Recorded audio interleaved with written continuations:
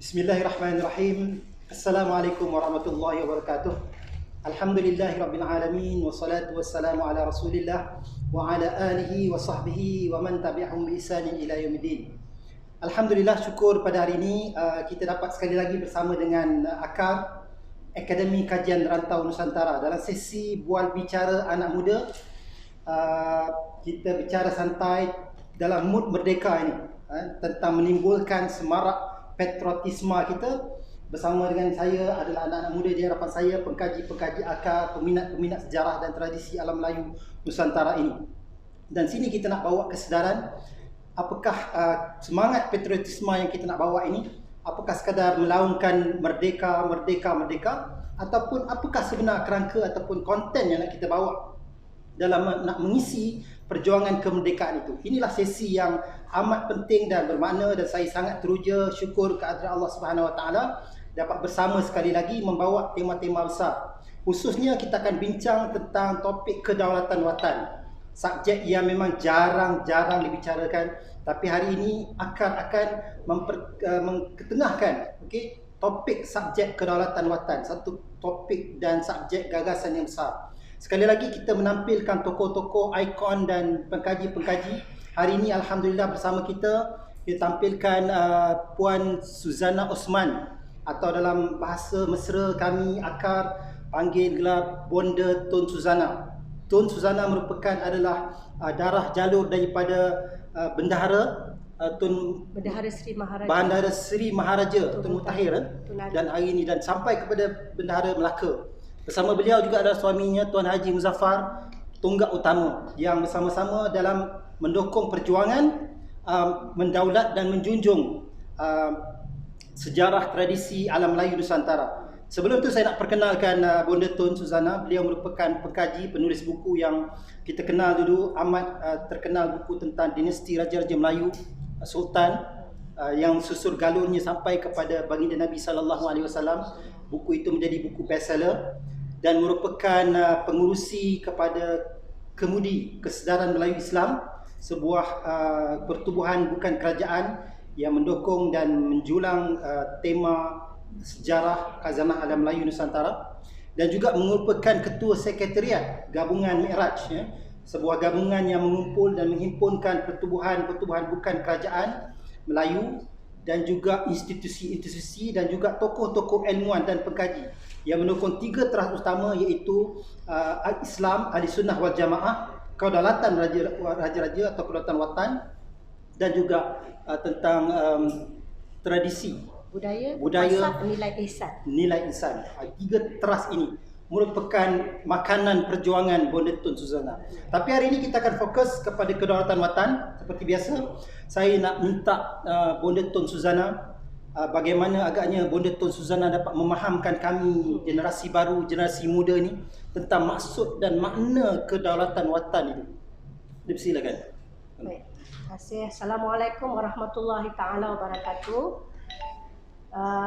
Sebelum Bonda berkongsi tentang kedaulatan watan, Bonda suka membawa hadirin di sini dan di luar sana kepada latar belakang Bonda sebagai pengkaji sejarah, Islamisasi, perkembangan ketamadunan dan peradaban kepada Salasilah Raja-Raja Melayu, yang mana alhamdulillah buku terbaru Bonda bertajuk Perbendaharaan Rahsia Raja.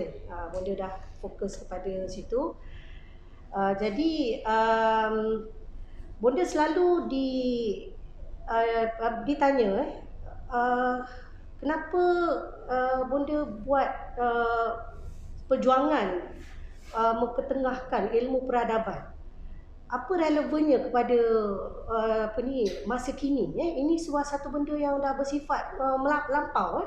Satu sejarah yang orang kata bersifat nostalgik. Bonda sampai pernah kata, kenapa you bawa perkara ni? Kenapa benda yang nostalgia ni yang tak ada kena, tak ada relevan dengan keadaan kita, kehidupan kita masa kini? Dan kadang-kadang Bonda pun bertanya-tanya, Ya, kerana bonda melihat sangat kegemilangan ni, peradaban kita dengan masya-Allah, dengan Islam dia, dengan budaya dia, dengan wajah-wajah adat Melayu bersendi kitabullah, pentadbiran, sultan, berbagai lagi dalam wajah Islam yang dijemakan dalam kemelayuan kita. Tetapi bonda nampak hari ni macam mana perginya perkara itu, macam mana kita nak ikat. Alhamdulillah, setelah bonda berjumpa dengan mentor atau sifu bonda yang bernama Datuk Dr. Wan Ahmad Fauzi Wan Hussein, kata sifu ataupun seorang pengasas dan pelopor jurispruden watan yang mengenalkan gagasan dan konsep kedaulatan watan, barulah bonda dapat kata suatu formula untuk membumikan peradaban dan formula-formula kekuatan Melayu, menjadikan ianya relevan dalam konteks negara kita masa kini, khususnya dalam konteks perlembagaan, sistem politik, perlembagaan dan perundangan negara. Okey. Jadi itu perkara pertama. Kedua, jika kita sebut tentang kedaulatan, ini kita ada yang bertanya kepada bonda, kenapa daulat ni mesti diikat dengan raja? Kita pernah tak dengar seorang Perdana Menteri yang berdaulat? Pernah tak? Tak benar. Kita dengar raja je berdaulat. Dan kalau raja dahulu bukan saja daulat, dengan dia punya zilullah fil ard dia, dengan tullah zilullah fil ard ni satu istilah yang bermakna bayangan Allah di muka bumi.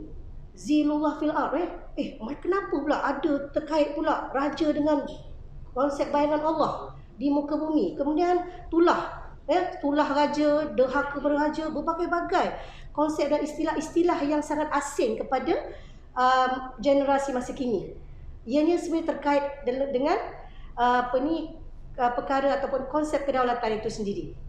Maka itulah sebabnya penting kita faham bagaimana, apakah cerita tentang kedaulatan dan apakah maksud sebenar kedaulatan watan dan apakah kemudiannya relevannya kepada dalam konteks kenegaraan masa kini. Jadi kita bonda ambil yang mudah-mudahlah untuk anak-anak muda, kita sebut tentang kedaulatan daripada istilah saja. Kalau kita tengok kedaulatan dari segi istilah, dia merupakan kuasa yang teragung, kuasa yang paling agung, mutlak, yang bebas, yang tiada kawalan. Paling agung, yang mutlak, yang bebas, yang tiada kawalan. Ini maksud kedaulatan. Dan kedaulatan ini dalam konteks kenegaraan, dia bermaksud begini. Kedaulatan dalam konsep kenegaraan adalah punca kuasa paling tinggi. Orang kata sovereign, punca kuasa paling tinggi dalam sebuah negara. Di mana daripada punca kuasa tertinggi inilah kuat kuasa kepada prinsip kepada sistem politik dan perundangan negara tersebut. Daripada punca kuasa tertinggi inilah yang daripadanya kuat kuasa kepada prinsip politik dan prinsip sistem dan prinsip politik dan sistem dan prinsip perundangan tertinggi negara yang kemudiannya disuratkan dalam konteks perlembagaan. Okey, itu kedaulatan. Okey. Kemudiannya watan. Apa maksud watan? Sebenarnya kalau maksud kedaulatan watan tu sebenarnya dia kalau dalam bahasa yang lebih dalam istilah yang lebih besar sebenarnya adalah kedaulatan dalam kerangka watan.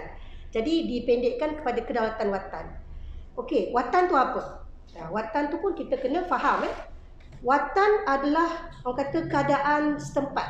Maknanya kata contohnya agama, contohnya bahasa, contohnya jati diri, kaum, adat budaya, alam pemikiran, kepada asal usul yang berasal usul daripada tanah air.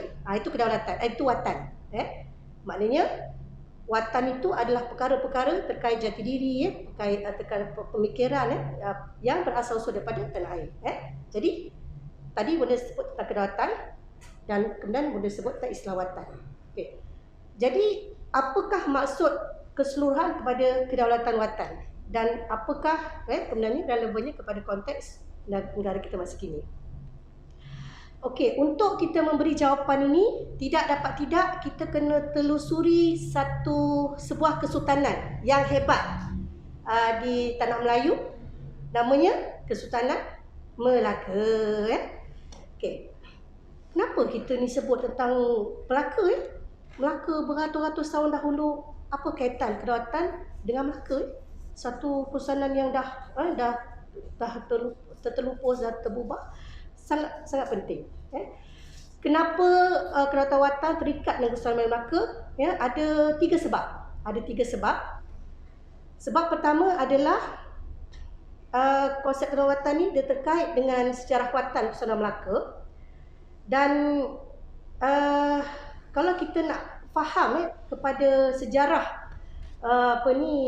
negara Malaysia ini, ianya sebenarnya bukan sebuah negara yang bersifat satu negara lah, tetapi sebenarnya adalah gabungan negeri-negeri dengan kesultanan-kesultanan, 9 buah kesultanan yang bebas, yang merdeka dahulu, yang mempunyai perlembagaan sendiri, undang-undang tubuh kerajaan negeri sendiri. Mereka bersetuju, sultan-sultan dan raja-raja daripada kesultanan ini bersetuju untuk bergabung, membentuk Persekutuan Tanah Melayu pada tahun 1948. Daripada Persekutuan Tanah Melayu telah kemudiannya terbangun negara Malaysia dengan dimasukkan Singapura, Sabah dan Sarawak menjadi Malaysia, negara Malaysia.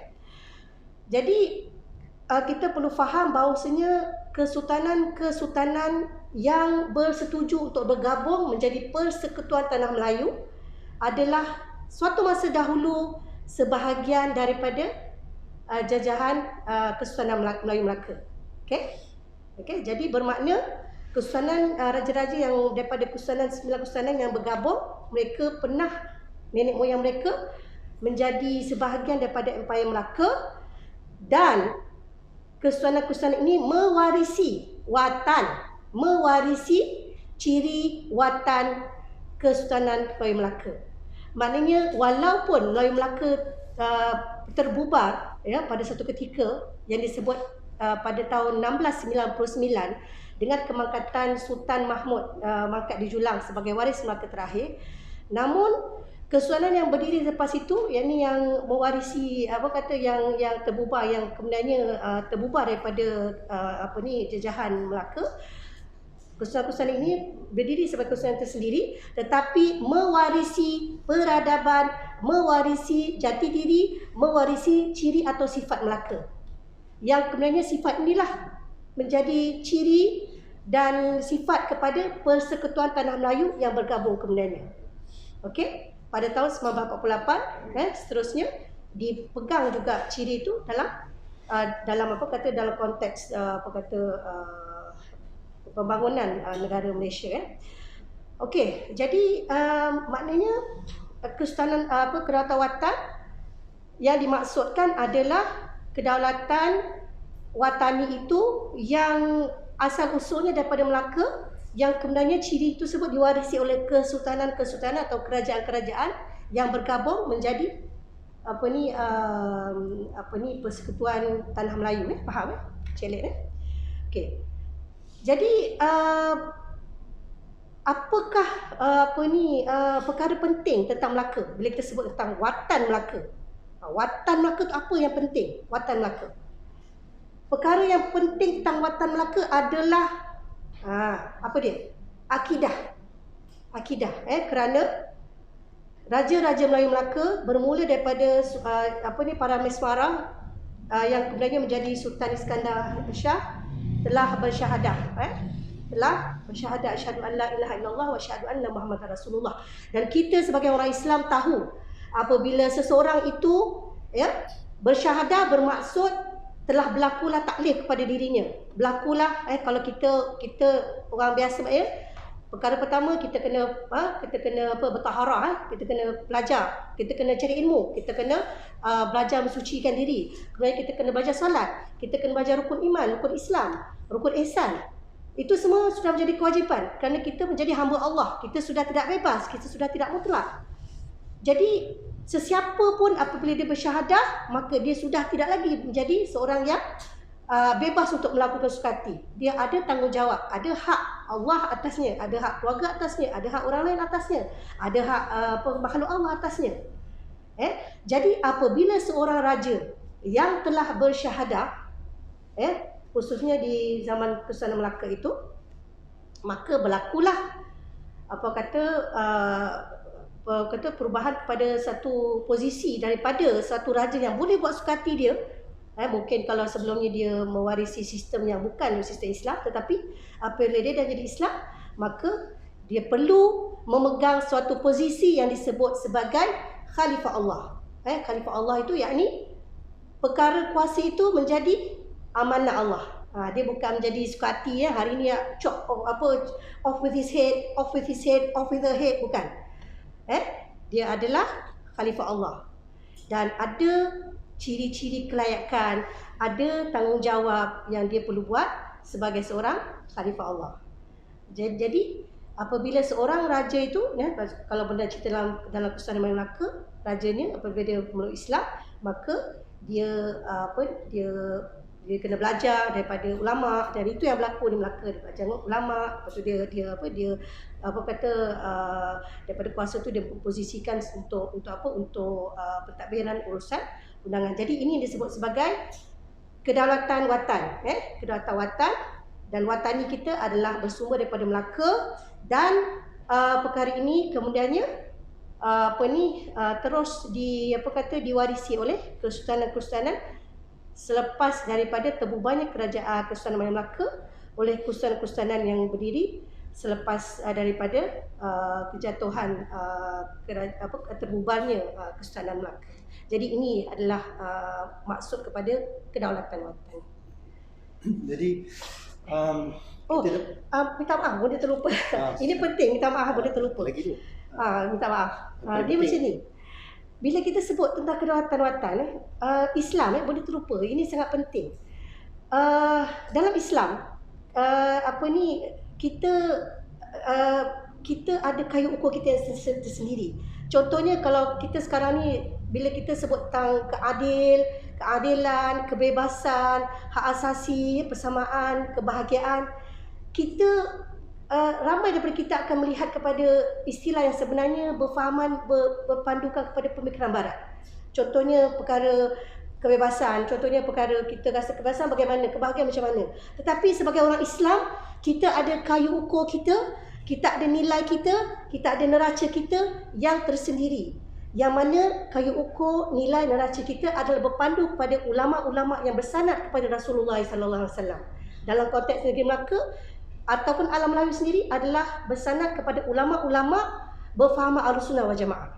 Jadi dalam konteks kedaulatan watan itu, apabila kita mengatakan kedaulatan watan Kesultanan Melaka, maknanya raja tidak bebas untuk melakukan sesuka hati, bendahara Temenggung tidak bebas untuk melakukan sesuka hati. Mereka berpandukan kepada kedaulatan milik Allah sebagai kedaulatan teragung mutlak yang bebas, yang mana amanah itu diberikan kepada ataupun diberikan kepada seorang raja Melayu, yang mana kena pegang dengan penuh tanggungjawab dengan melaksanakan pemerintahan mengikut nilai, neraca, ukuran Islam dan bukan selainnya. Dan ini yang diamalkan di negeri di Kesultanan Melayu Melaka dengan berpandukan kepada alim ulama waktu itu. Jadi ini yang disebut sebagai kedaulatan watan. Yes, itu dia. Masya-Allah. Saya harap semua jelas boleh dapat gambaran itu, bahawa kita ulang balik ataupun kita boleh simpulkan bahawa kedaulatan watan itu merupakan satu kuasa tertinggi mutlak daripada Allah Subhanahu Wa Taala. Yang milik kuasa itu adalah milik Allah. Jadi kedaulatan itu memang kena dikaitkan dengan kuasa daripada Allah Subhanahu Wa Taala, milik Allah Subhanahu Wa Taala, yang Allah turunkan dalam bentuk amanah kepada raja-raja dan sultan di alam Melayu.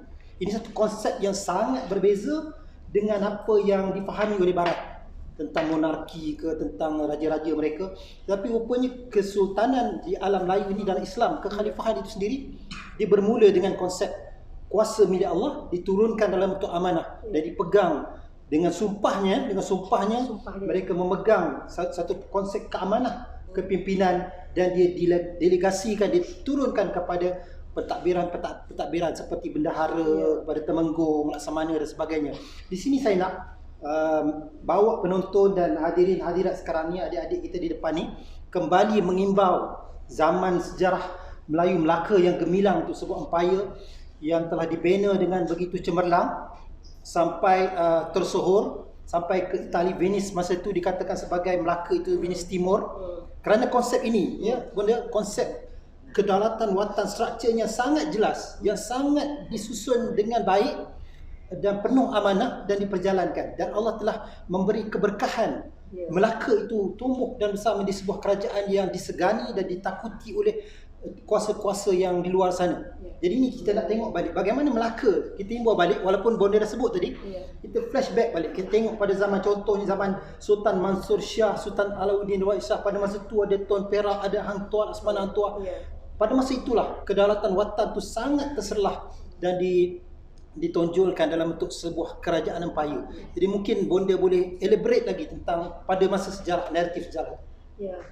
Okey, alhamdulillah. Jadi kita faham kedaulatan watan itu adalah kedaulatan sebenarnya adalah milik Allah SWT, yang mana Allah SWT melalui sistem syariat, sistem kata pemerintahan itu, dan menurunkan amanah itu kepada raja-raja Melayu, yang mana raja-raja ini akan dipersoalkan tentang tanggungjawab mereka di akhirat nanti. Ini satu tanggungjawab yang sangat besar.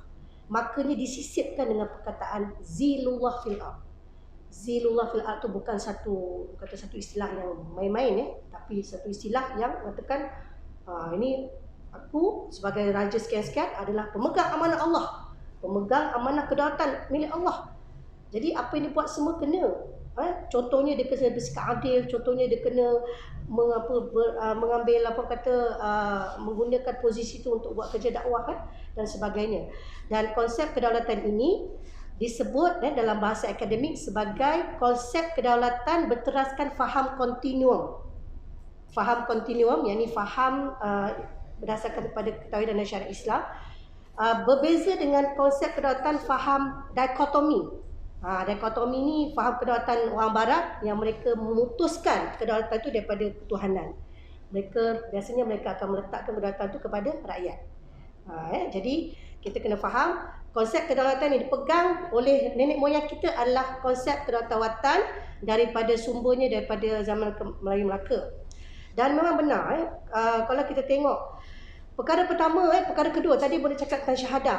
Seorang Raja Melayu apabila dia bersyahadah, maka berlakulah tanggungjawab untuk daripada posisi dia untuk melaksanakan posisi sebagai khalifah Allah dalam konteks kenegaraan, dalam konteks tata negara. Yang kedua, bagaimana dia nak tahu bagaimana untuk melaksanakan tanggungjawab tersebut? Ianya adalah dengan panduan daripada alim ulama dan pakar bidang, kearifan lokal. Jadi kalau kita tengok kita baca manuskrip Salatu-Salatin ataupun sejarah Melayu, kita akan melihat, dan banyak sumber-sumber lain mengatakan mencatatkan bahawasanya Raja Melayu antaranya mereka sendiri belajar daripada alim ulama. Macam contoh Sultan Mahmud, dia belajar daripada Maulana anak kepada Syekh Abdul Aziz. Kemudian memang ada beberapa ulama sana yang membawa kitab-kitab yang masyhur, kitab tasawuf, kitab tauhid, kitab fiqh yang masyhur, mengajar pembesar-pembesar anak-anak bangsawan kepada ilmu-ilmu agama, dibina masjid dan juga mengajar kepada rakyat jelata. Dan Melaka ni diketahui sebagai sebuah hub pusat dakwah dan pendidikan Islam. Jadi antara amanah Khalifah Allah itu, perkara pertama adalah Kesultanan Melayu Melaka, bermula daripada khususnya selepas kewafatan kemangkatan para Raja Iskandar, Sultan Iskandar, kemudiannya naik Sultan Muhammad, kemudiannya naik Sultan Muzaffar, kemudiannya lepas Sultan Muzaffar Sultan Mansur, kemudian Sultan Alauddin, kemudian Sultan Mahmud, kemudian Sultan Ahmad. Kita akan melihat memang ada keseragaman daripada aspek mengambil ilmu, mengambil ilmu daripada ulama dan menyebarkan ilmu, sehingga Melaka bukan saja terkenal sebagai hub ataupun pusat maritim bertaraf dunia, tetapi Melaka juga adalah pusat dakwah dan tarbiyah. Pusat dakwah dan tarbiyah. Okey. Situ dari segi ilmu. Kemudiannya daripada segi struktur. Struktur Melaka itu, macam sekarang kita banyak ambil pada fahaman demokrasi. Dulu memang tak ada demokrasi ni. Demokrasi ni satu benda yang baru. Dulu mereka mengambil daripada sistem fiksiasi ataupun daripada struktur cara bagaimana sebuah negara itu diperintah menurut syariat Islam, kemudiannya diadaptasi ataupun dijemakan dalam adat Melayu. Contohnya sistem kebendaharaan yang disebut sebagai dalam kitab seorang ulama tersohor yakni Al-Mawardi dalam kitabnya Al-Ahkam Al-Sultaniyah. Dia menyebut tentang menteri tahwidhi. Itulah bendahara, menteri tunggal penuh. Kemudiannya disebut tentang menteri tahfiz. Itulah temenggong, penghulu bendahari dan sebagainya, pembesar. Maknanya struktur Melaka dahulu mengikut kepada syariat Islam. Kemudiannya bagaimana pula dengan perlembagaan atau perundangan Melaka? Kalau kita tengok Rasulullah SAW, masa Rasulullah SAW telah dianugerahkan Allah SWT dengan kenegaraan itu di Madinah itu, perkara pertama Rasulullah SAW buat adalah membangunkan atau mewujudkan piagam.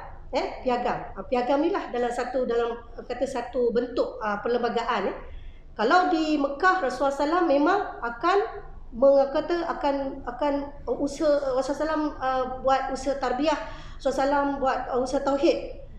Rasulullah SAW mentauhidkan para sahabat, membawa sahabat mengenal Allah, beriman Allah, mengenal Allah, beriman Allah, sehingga mereka sangat mencintai Allah dan sangat sangat mengenal Allah, beriman, mengenal, beribadat pada Allah. Tetapi apabila mereka menuju pada fasa era Madinah itu, mereka telah diberi suatu tanggungjawab, iaitu bagaimana jati diri kewibawaan mereka sebagai seorang Islam itu diterjemah dalam posisi.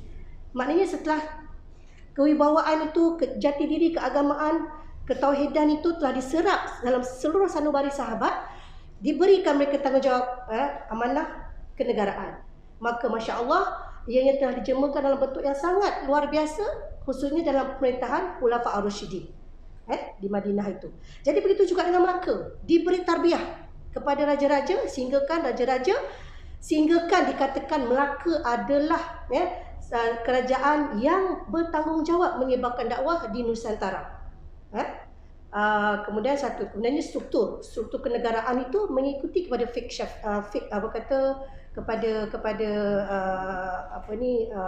kenegaraan, yakni fik siasi. Kemudian daripada sudut perlembagaan itu ada hukum kanun Melaka. Hukum kanun Melaka ni hebat, Masya Allah. Kita tengok dekat situ ada hukum adat bersendi kitabullah, ada hukum ada hukum agama, ada hatta hukum hudud pun ada dalam hukum kanun Melaka. Jadi kita tengok bahawasanya benda ini bukan satu yang bersifat teori, tetapi diamalkan perkara khalifah, perkara zilullah fil ard itu dalam konteks kenegaraan. Sehingga kan apabila Melaka terbubar dalam tahun 1966, kanun Melaka itu diambil sebagai template kepada undang-undang. Contohnya di Pahang, contohnya di Kedah, contohnya dalam kurusan-kurusanan yang lain, yang kata mengambil template undang-undang kanun Melaka itu menjadi undang-undang negeri masing-masing. Yang mana boleh difahamkan sehingga hari ini sebenarnya kanun ini tidak lagi dimansuhkan, maknanya dipakai sehingga kepada hari ini kanun daripada Melaka itu. Jadi kita dapat melihat bahawasanya dengan bantuan ulama, dengan bimbingan ulama dan campur tangan daripada kearifan lokal, maka perkara kedaulatan itu telah disempurnakan ataupun dijemakan bentuknya dalam struktur, dalam perundangan, dalam sosial budaya, dalam akhlak, mahabbah Rasulullah sallallahu alaihi wasallam, hatta dalam jihad yang dilakukan oleh Kesultanan Melaka pada waktu serangan Portugis. Bunda sangat suka pada satu cerita yang mana Sultan Mahmud pernah waktu tu bila Portugis serang, maka bendahara kata dengan Sultan, ayuh tuanku, kita perlu berundur sebab negara kita nyawa tuanku dalam bahaya. Sultan Mahmud kata, tidak wahai bendahara, beta tidak mau berundur kerana ikut adat Melayu, negeri Allah rajanya mati. negeri Allah rajanya mati. Bermakna pemerintahan dahulu mereka sangat faham tentang apa orang kata tentang keterikatan dengan Allah, tentang takdir Allah. Macam cerita juga, macam cerita tu Mutahir Melaka yang difitnah, terbunuh 3 beranak, tetapi mereka tidak berontak kerana mereka katakan ini takdir Allah. Kalau sultan tak adil, maka biarlah Allah SWT yang menetapkan. Jadi perkara-perkara undang-undang, perkara-perkara syariat itu sangat dijaga, perkara amanah itu dijaga oleh sultan, oleh orang kata oleh pembesar, oleh rakyat jelata dengan bimbingan alim ulama, ma'rifatullah dan arif billah. Sehingga kan kata berlaku perkara-perkara yang orang kata bukanlah kita nak kata satu kusanan tu satu kusanan Melaka satu kusanan yang perfect, tidaklah. Tetapi di situlah kalau dalam bahasa tauhid sufi tu ada jamal, ada jalan Allah. Tetapi apa yang berlaku jamal-jalan Allah tu mereka sentiasa memautkan hati mereka kepada Allah dan melaksanakan tuntutan-tuntutan syariat itu dalam kerangka kedaulatan watan itu. Itulah Melaka. Alhamdulillah. Saya bila Bonda Tun dah cerita tentang sejarah kita dah dengan semangatnya, nampak macam darah Tun Fatimah tu mengalir dalam memperjuangkan naratif perjuangan sejarah tu. Sebab saya sebenarnya pun dalam dinema juga bila ditanya soal kenapa kita nak perjuangkan kedaulatan watan ni ataupun apa kepentingannya, sebab benda tu sejarah dah absolut usang lama. Rupanya dia terkait tentang akidah, tentang pegangan dan hubungan kita dengan Allah Subhanahu Wa Taala. Sampai satu ketika Allah ilhamkan kepada saya, dia kata masa tengah ngopi ngeting dengan kawan-kawan ni Wanda. Tanya apa? Kenapa penting? Saya kata macam inilah. Kalau kita tak terima konsep kedaulatan watan ni, macam mana kita menerima konsep manusia ni daripada Nabi Adam ataupun daripada beruk. Jadi konsep Darwin, kita ada teori Darwin yang mengatakan manusia ni daripada beruk. Dan satu lagi konsep manusia daripada Adam. Kalau kita pegang konsep daripada Adam, kita memegang langsung dengan apa yang Allah telah turunkan. Kalau kita terima konsep Darwin bahawa manusia daripada beruk, survival of the fittest, kita dah jauh. Jadi ini barangkali satu analogi lah. Kita menerima kedaulatan watan dengan satu sistem demokrasi barat yang hari ini jauh terpisah dengan Allah Subhanahu Wa Taala.